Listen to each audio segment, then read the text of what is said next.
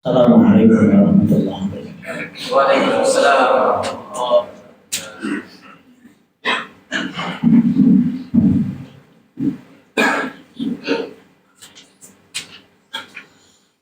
Allahu Akbar, Allahu Akbar, Allahu Akbar, Allahu Akbar. Asyhadu an la ilaha illallah.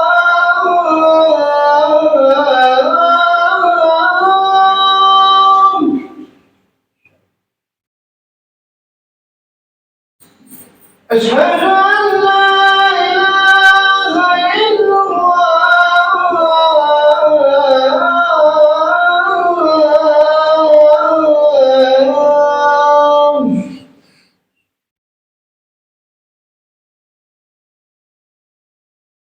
أشهد أن محمدا رسول الله.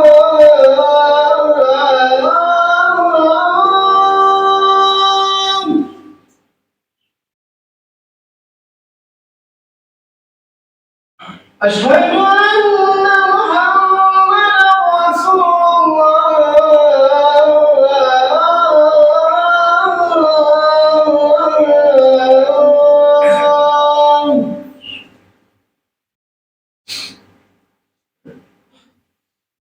حي على الصلاة.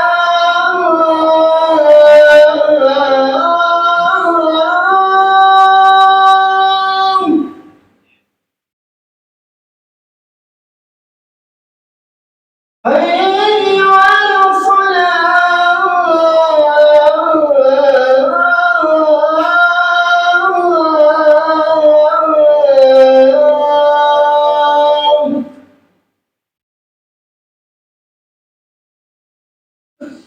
حي على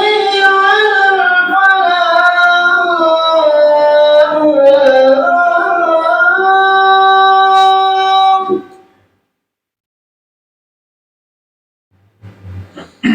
حي على الفلاح.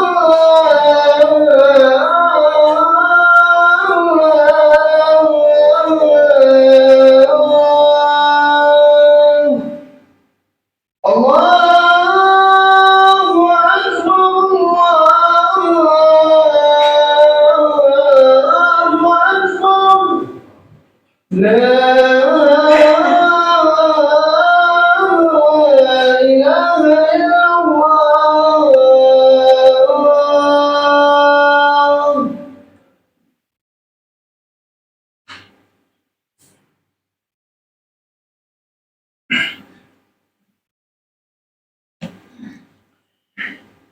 Innal hamdalillah nahmaduhu wa nasta'inuhu wa nastaghfiruh wa na'udzu billahi min shururi anfusina wa sayyiati a'malina.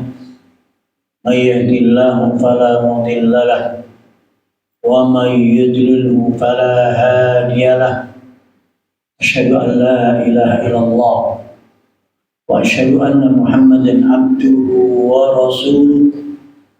قال الله تعالى في القرآن العظيم: يا أيها الناس اتقوا ربكم الذي خلقكم من نفس واحدة وخلق منها زوجها وبث منهما رجالا كثيرا ونساء واتقوا الله الذي تساءلون به والأرحام إن الله كان عليكم رقيبا.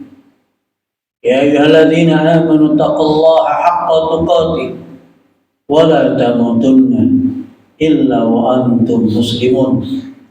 يا أيها الذين آمنوا اتقوا الله وقولوا قولا سديدا يصلح لكم أعمالكم ويغفر لكم ذنوبكم ومن يطع الله ورسوله فقد فاز فوزا عظيما. وبعد فإن أصدق الحديث كتاب الله وخير الهدي هدي محمد صلى الله عليه وسلم وشر الأمور محدثاتها فإن كل محدثة بدعة وكل بدعة ضلالة وكل ضلالة في النار. Ma'asyiral muslimin, jamaah salat Jumat rahimakumullah. Tidak ada di antara kita yang menginginkan anak yang kasar dan berwatak keras. Kita menginginkan anak yang lemah lembut, anak yang penuh cinta dan kasih sayang, menyayangi sesama, berlemah lembut kepada semua orang. Akan tapi, tahukah kita apa penyebab anak itu memiliki sifat kasar dan keras? Ada beberapa hal yang harus kita pahami, bahwa tidaklah satu anak yang berwatak keras dan kasar kecuali karena sebab salah asuh orang tuanya yang kasar dari awal, kasar keras kepada anak. Salah sedikit dibentak, selalu ada bentakan, ancaman, hukuman, pukulan, cubitan. Anak selalu mendapatkan kekerasan fisik dan kekerasan verbal, lisan dari orang tuanya dari kecil. Apalagi anak selalu melihat pertengkaran antara ayah dengan ibunya. Kalau bertengkar, maka dia lihat bapak ibunya saling memaki, saling mengeraskan suaranya. Dia nggak mendapatkan dalam keluarga itu figur atau rumah tangga yang menenangkan, melembutkan jiwanya. Pemandangan yang setiap hari yang dia lihat dari ayah dan ibu yang selalu bertengkar dengan saling meneriakkan suaranya, apalagi dengan kekerasan fisik, anak sering dipukul, dibentak, dihukum, diancam, akan memunculkan, menumbuhkan sifat kasar dan keras. Siapa yang mengasari anak, maka anak akan menjadi anak yang kasar. Anak itu seperti apa yang kita tanam. Kalau kita lemah lembut sama anak, dia akan lemah lembut sama kita. Kalau kita kasar sama anak, dia akan kasar sama kita. Tumbuh sifat watak kasar dan keras karena sebab kita yang selalu mengkasari dan keras sama anak. Allah Ta'ala telah berfirman di surat Ali Imran ayat 159. Allah mengatakan, "Fabima rahmatin minallahi lintalahu." Karena sebab rahmat Allah kamu berlemah lembut. Rasulullah lemah lembut kepada kaum muslimin karena rahmat Allah. Para ayah dan para ibu lemah lembut sama anak itu karena rahmat Allah. Kata Allah, "Walau kunta faddan ghalidal qalbi lan faddu min hawlik." Kalau kamu kasar, keras hati, mereka akan lari darimu. Ayah ibunya kasar, keras sama anak, anak akan lari dari rumah, lari dari orang tua, nggak mau dekat sama orang tua, nggak mau akrab sama ayah, nggak mau akrab sama ibu. Kenapa? Ayah ibunya kasar keras, hatinya selalu terluka. Sementara ayah dan ibu nggak mau tahu, dia hanya mau anaknya patuh. Lihat, kita nggak punya cara. Sebagian orang tua nggak punya cara, nggak tahu caranya. Bagaimana membuat anak itu patuh tanpa kekerasan, tanpa kekasaran, tanpa bentakan. Rasulullah SAW figur teladan, pendidik yang hebat, membuat para sahabat itu, murid-muridnya, anaknya, cucunya mematuhi, menghormatinya, memuliakannya tanpa dengan kekasaran.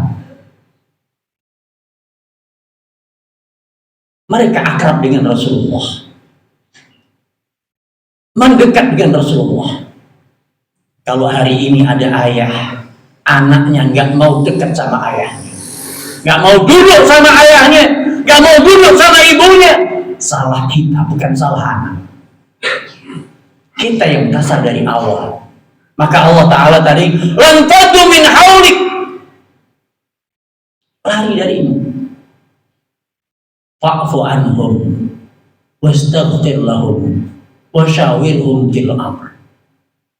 Dalam mendidik itu banyaklah memaafkan anak, karena mereka masih anak-anak, masih belajar. Kita yang sudah melewati fase anak, sudah lewat. Kita sudah lewat masa remaja, masa anak-anak, masa remaja, dan kita menjadi orang dewasa, harus lebih tahu tentang anak dan anak remaja kita. Sementara mereka, anak-anak kita, belum pernah melalui masa tua kita. Mestinya orang tua lebih tahu tentang bagaimana memperlakukan anak, bukan anak tahu bagaimana memperlakukan orang tua. Masih anak-anak, banyak kesalahannya. Kalau salah anaknya, maka itu sesuatu yang wajar. Maka orang tua harus banyak fa'fu anhum wastaghfir lahum, mintakan ampun sama Allah. Ya Allah, ampunilah anakku, dia masih anak-anak ya Allah, dia belum tahu ya Allah. Wasyawirhum fil amr, banyaklah berdialog, diskusi dengan anak. Membesarkan anak dengan diskusi, dengan dialog. Itu adalah cara para nabi dan para rasul. Lihat Nabi Ibrahim alaihissalam ketika diperintahkan oleh Allah Ta'ala untuk menyembelih anaknya Ismail. Ibrahim gak langsung menangkap Ismail, kemudian langsung dipotong lehernya, tidak. Ajak dialog. Ya bunaya inni ara fil manami anni atba'uka ma fanzur madza tara. Wahai anakku, aku melihat dalam mimpiku, aku menyembelih. Maknanya Allah memerintahkanku melalui mimpi agar aku menyembelih. Bagaimana pendapatmu? Fanzur madza tara. Qala ya abatif alma tu'mar satajiduni insyaallah minas sabirin. Wahai ayah, lakukan yang ayah perintahkan, yang Allah perintahkan pada ayah. Ayah akan melihat aku termasuk orang-orang yang sabar.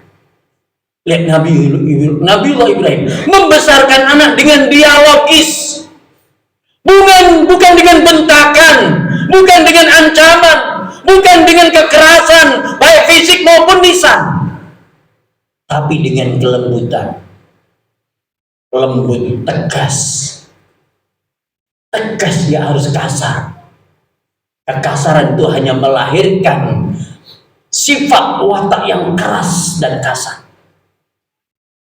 Oleh karena itu, yang paling memiliki andil besar dalam membentuk sifat watak anak menjadi keras, wataknya kasar, bahasanya, adalah ayah dan ibunya. Maka wahai para ayah, kalau anak kita punya sifat watak dan kasar dan keras, banyaklah istighfar, taubat kepada Allah Ta'ala, menangisi kesalahan kita, akui, ya Allah, aku yang salah ya Allah, hamba yang gak tahu, ampuni hamba ya Allah, lembutkan hati hamba, lembutkan hati anak hamba ya Allah. Jangan engkau hukum anak hamba karena kesalahan hamba, menjadi hamba yang keras dan kasar watak. Masyarul muslimin rahimahullah. Faktor kedua yang membuat anak itu kasar dan keras adalah faktor lingkungan, teman-temannya. Teman-teman yang orang tua nggak bisa memberikan, selektif. Orang tua wajib memberikan ilmu bagaimana bergaul dengan manusia kepada anaknya. Nah, kamu boleh bergaul dengan siapa saja, tapi kepada orang yang jahat nggak boleh kamu akrab. Yang jahat sekedar kenal saja, kamu boleh akrab sama yang baik, yang soleh. Yang jahat kamu harus mundur teratur, menjaga jarak. Yang baik akrab. Anak perlu diajari seni bergaul,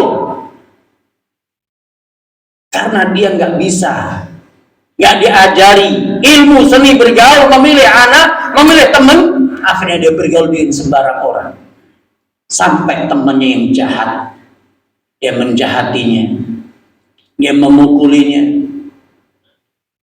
dia mengancamnya kalau nggak mematuhi temannya itu.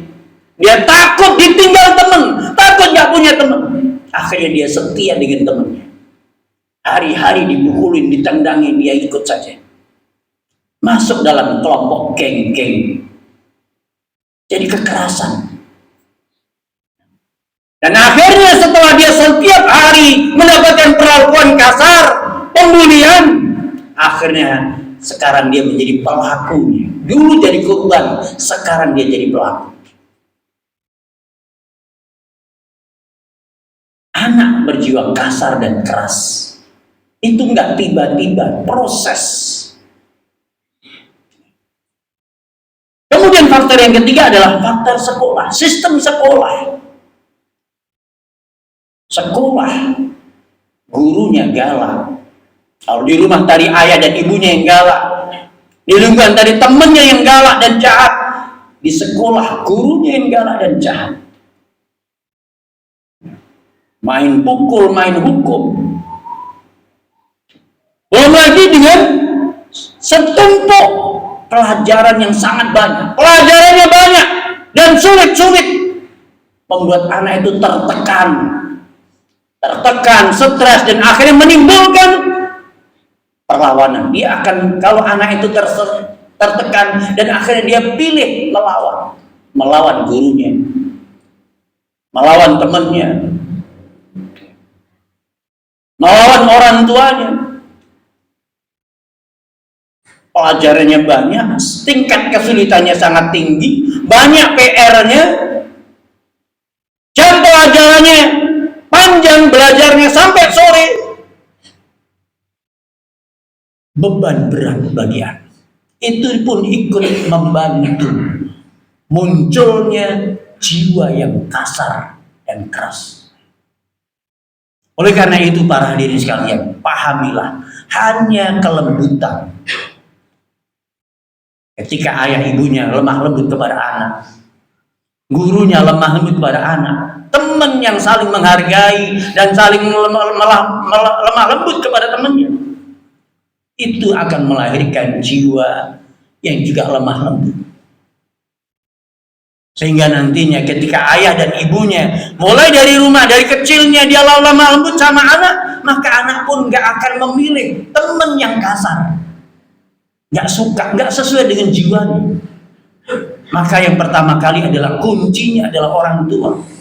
Bagaimana anaknya memiliki jiwa yang lemah lembut. Dari situlah dia nanti akan menjadi bekal memilih teman, bekal menyikapi dengan gurunya, dan seterusnya. Oleh karena itu hendaknya kita selalu perhatian bahwa kekasaran sifat watak anak tidak tiba-tiba, tapi dibentuk dari pola asuh. Oleh karena itu hendaknya kita banyak beristighfar, banyak taat, banyak taubat kepada Allah Ta'ala karena sebab kelalaian kita. Semoga Allah Ta'ala mengampuni dosa-dosa kita dan menjadikan anak kita anak yang lemah dan lembut kepada sesama. Aku qouli hadza wa astaghfirullah lakum innahu huwal ghafurur rahim.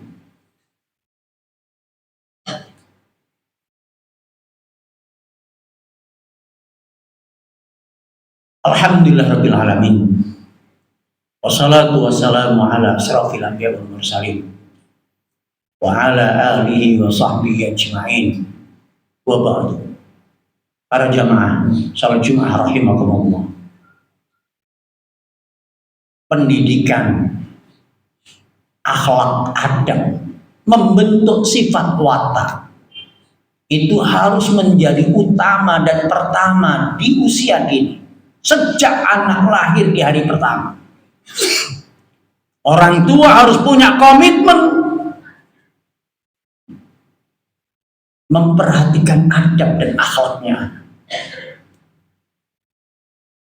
Hingga umur 14 tahun, 7 tahun yang kedua, pertama dan kedua, fokuskan pada bagaimana mengamati sifat wataknya, perkembangan sifat watak anak saya bagaimana. Ketika 14 tahun, 7 tahun pertama dan kedua, kita fokus mengamati perkembangan sifat wataknya.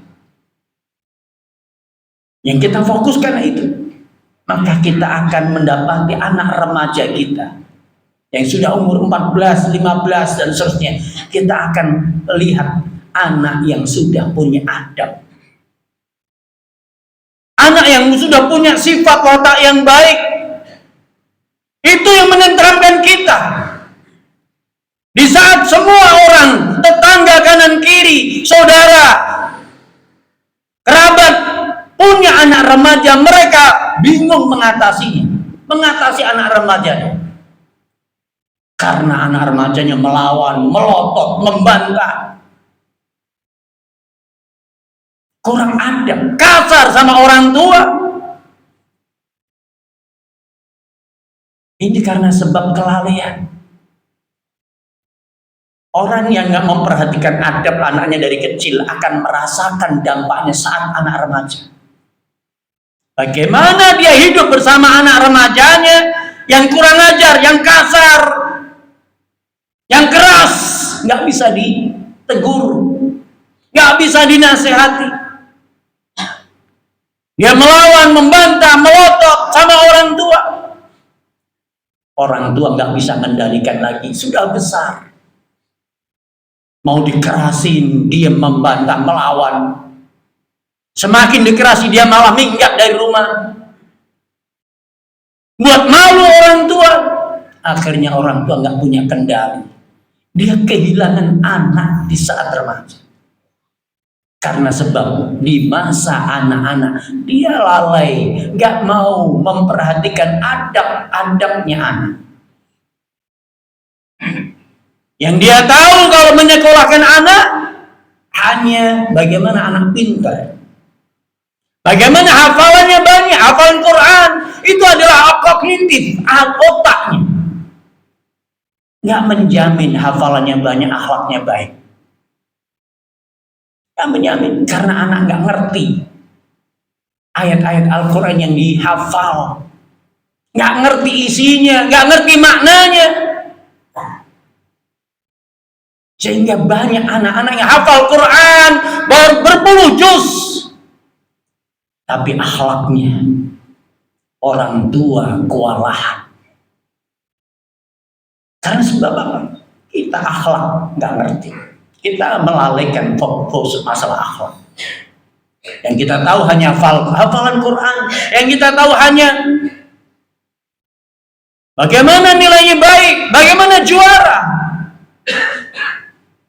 Lalai dalam masalahnya. Hakikat pendidikan kita adalah bagaimana anak kita punya anak yang punya sifat watak yang baik.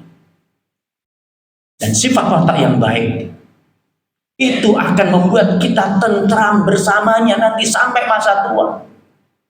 Sifat watak yang baik pada anak kita menenteramkan kita di masa depan, masa tua kita. Sifat wataknya itu yang membuat dia selamat di alam kubur. Sifat wataknya yang baik itu membuat dia masuk surga, bebas dari neraka. Sifat wataknya yang baik, attitude-nya yang membuat dia sukses membangun bisnis. Kita lupa itu.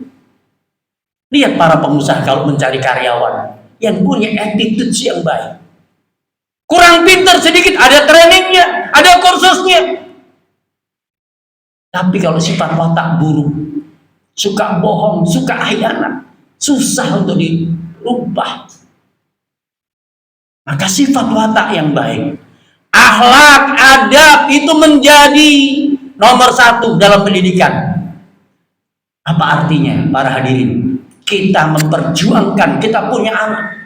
Apalagi kita usahakan punya anak dengan cara bayi tabung dengan harga yang mahal. Tapi setelah itu anak kita hanya menjadi penghuni neraka jahanam. Gak punya watak yang baik, gak punya akhlak kepada orang tua, kurang ajar sama orang tua. Apa artinya semua itu? Apa artinya penghargaan? Apa artinya piala? Apa artinya juara? Kalau akhlak wataknya jelek, kalau hanya menjadi penghuni neraka untuk memperbanyak jumlah bersama iblis.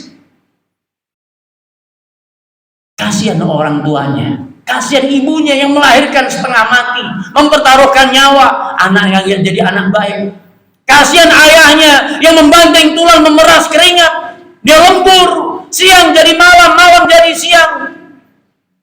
Demi anaknya nggak jadi baik. Apa yang kita cari selama ini?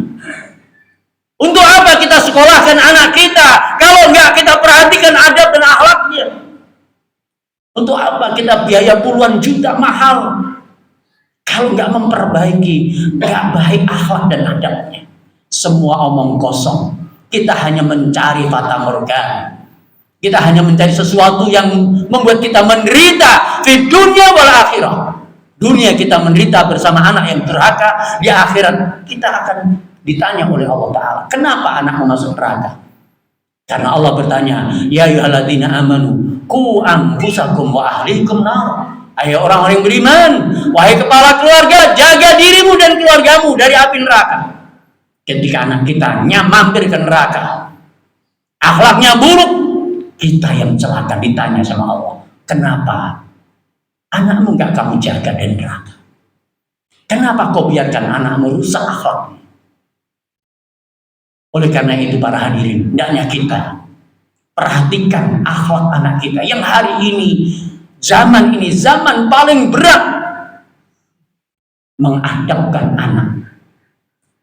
Tantangan kita adalah HP, tantangan kita adalah medsos, tantangan kita adalah internet. Zaman akhir ini ada zaman yang paling berat. Sudah berat seperti itu, kita kurang perhatian, kita nggak serius. Padahal anak adalah tanggung jawab kita. Oleh karena itu para hadirin, hendaknya kita perhatikan anak kita, karena itu adalah masa depan, masa tua kita. Anak adalah masa tua kita. Anak adalah masa depan kita. Anak adalah aset kita. Atau kita akan hidup terhina, dipermalukan anak kita dengan akhlaknya yang buruk. Semoga ini bermanfaat untuk kita semuanya. Dan semoga Allah Ta'ala memberikan kepada kita kemudahan untuk mendidik anak-anak kita menjadi anak-anak yang saleh dan salehah, yang beradab dan berakhlak yang mulia. Innallaha wa malaikatahu yusholluna 'alan nabi ya ayyuhalladzina amanu sallu 'alaihi wa sallimu taslima. Allahumma salli 'ala Muhammad wa 'ala ali Muhammad kama sallaita 'ala Ibrahim wa 'ala ali Ibrahim wa barik 'ala Muhammad wa 'ala ali Muhammad kama barakta 'ala Ibrahim wa 'ala ali Ibrahim innaka Hamidum Majid. Allahumma ighfir lil mu'minina wal mu'minat wal muslimina wal muslimat al ahya'i min wal amwat innaka sami'un qaribun mujibud da'wat wa ya qadil hajat. Rabbana dhalamna anfusana wa illam taghfir lana wa tarhamna lanakunanna minal khasirin. Rabbana dhalamna anfusana wa illam taghfir lana wa tarhamna lanakunanna minal khasirin. Rabbana dhalamna anfusana wa illam taghfir lana wa tarhamna lanakunanna minal khasirin.